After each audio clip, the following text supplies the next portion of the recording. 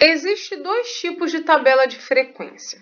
A tabela de frequência de valores fixos, como essa tabela aqui, por exemplo, que temos números de irmãos, né, que são valores fixos, 0, 1, 2, 3 ou 4.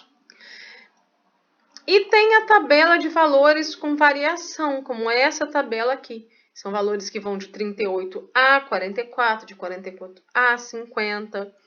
Quando nós temos uma tabela de valores fixos, nós podemos fazer os seguintes tipos de gráfico. O gráfico de segmentos, como podemos ver, ou o gráfico de linha, como podemos chamar também, né? Nós vemos aqui uma tabela com valores fixos e feito dela um gráfico de segmentos. O gráfico de barras também é um gráfico que eu faço com uma tabela com valores fixos. Aqui eu tenho, novamente, uma tabela de valores fixos e um gráfico de barras.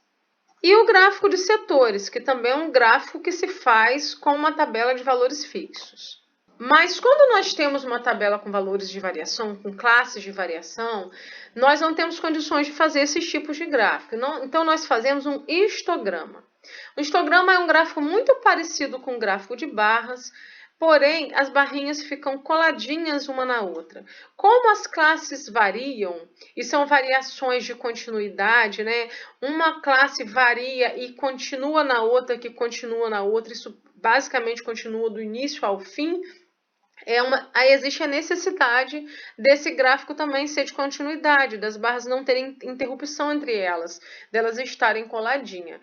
Vocês vão observar que é um gráfico muito parecido com um gráfico de barras, né? As barras devem ter todas a mesma largura, se eu colocar uma com 1 centímetro, as outras também devem ter. Porém, uma barra começa daqui, ó, de uma classe até a outra. Então, essa primeira barrinha é relativa a essa medida, que é 140 a 150, né, que foi 15%, 150 a 160 e por aí vai. Esse histograma foi feito com os valores da frequência absoluta. Nós vamos observar aqui, ó, que os valores aqui do lado são 6, 10, 12, 8 e 4.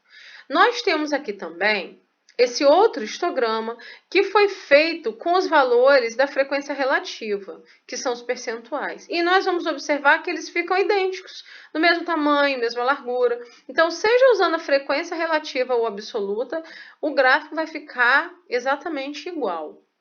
O que nós podemos fazer também com o histograma é traçar um polígono de histograma. Como que a gente traça esse polígono?